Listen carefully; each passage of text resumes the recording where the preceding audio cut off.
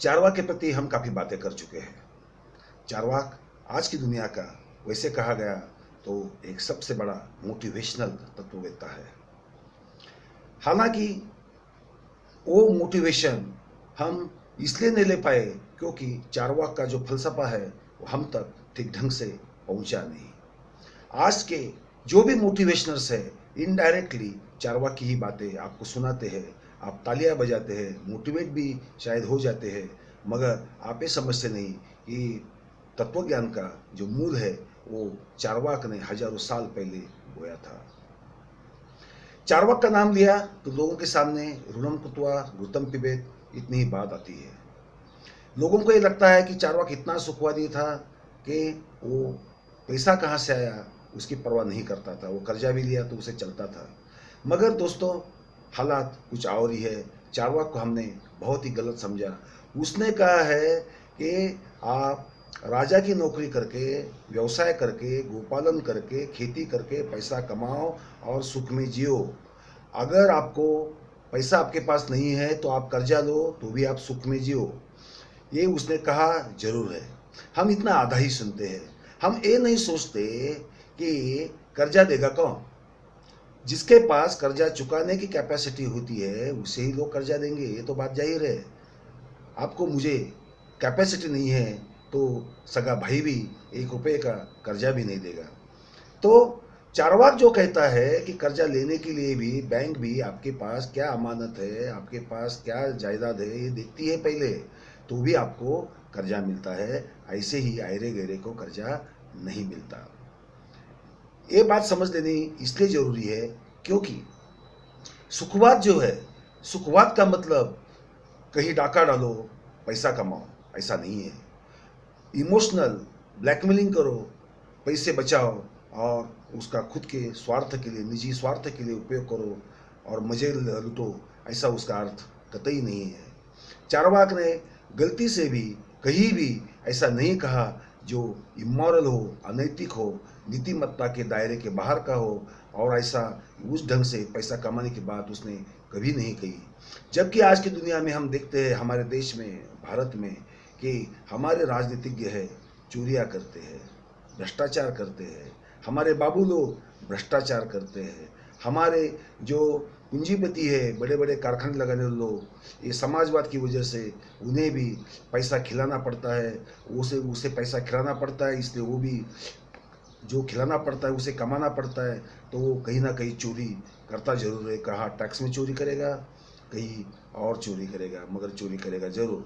हमें ऐसी समाज व्यवस्था नहीं चाहिए। चारवाक को ऐसी गलत समाज व्यवस्था अभिप्रेत नहीं थी। उसको ईमानदारों की सुख पाने वाली, सुख से जीने वाली, समाधान से जीने वाली एक पुश्त चाहिए थी, एक समाज चाहिए था जो समाज हमेशा आनंद में रहे। दोस्तों आपको मालूम रहेगा कि भूटान में जो इंडेक्स नापते हैं वो होता है हैप्पीनेस इंडेक्स। हमारे देश में वो पैसों के ऊपर नापा जाता है। हम जो जीडीपी नापते हैं वो हमारा कुल उत्पाद कितना हुआ, कुल आय कितना हुआ, इसके ऊपर वो डिपेंड करता है। मगर भूटान का डिपेंड करता है लोग आनंदी कितने हैं, खुशहाल कितने हैं। हमें भी खुशहाली देश चाहिए, क्योंकि खुशहाली तभी आएगी जब हम इस धरती पर जिएंगे, इस धरती पर की जो वास्तविकताएं है उसका सामना करेंगे, और उस वास्तविकता में जो दुख भरी बातें हैं उन्हें दूर हटाते हुए सुख की बातें हैं वो इकट्ठा करते जाएंगे और सुख में जीवन यापन करेंगे, तो हमारी ज़िंदगी सुखी होगी। मोटिवेशन, इससे बड़ा मोटिवेशन और कोई हो नहीं सकता, मगर हमने दुर्भाग्यवश ये समझा नहीं।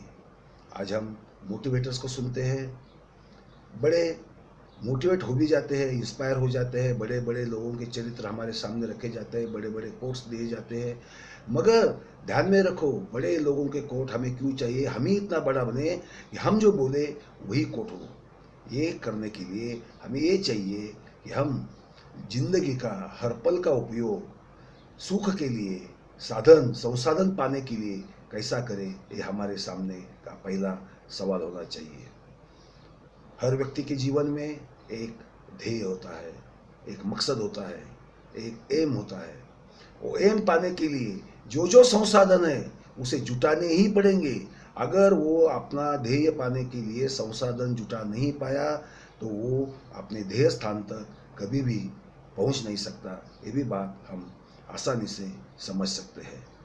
ऐसी हालात अगर है तो हमने ये देखना चाहिए कि हम ज़्यादा से ज़्यादा संसाधन कैसे जुटाए अपना ध्येय पाने के लिए, क्योंकि हमारा सुख वो ध्येय पाने में है और वो जो मकसद पाने में है। और जब तक हम मकसद को पाते नहीं है तब तक हम सुखी हो नहीं सकते। इसलिए चार्वाक जो कहता है कि सुख में रहो, आप कर्जा लो। आज की तारीख में हमने ये समझना चाहिए कि कर्जा लो का मतलब क्या होता है। कर्जा लो का मतलब ये हुआ आज की तारीख में कि आपको जब बढ़ना है, आगे बढ़ना है, तो सारे संसाधन आपके पास होते नहीं है। आपको मदद की, बाहरी आर्थिक सहायता की जरूरत पड़ती है। वो भीख में मत लो, भीख मत मांगो। चार्वाक ने ऐसा कतई नहीं कहा है कि आप भीख मांगो या चोरी करो या डाका डालो। उसने कहा है कर्जा लो। कर्जा उसी को दिया जाएगा उसकी चुकाने की हिम्मत हो, चुकाने के लिए उसके पास साधन हो, उसके पास उतनी संपत्ति हो। तो संपत्ति का निर्माण कर्जे से करते हुए, बढ़ाते जाते हुए अगर हम और ज़्यादा संसाधन का निर्माण करते हैं तो उसका मतलब यही हो गया है, तो हम सुखी तो हो ही रहे हैं, हमारे साथ ही हम औरों को भी सुखी कर रहे हैं।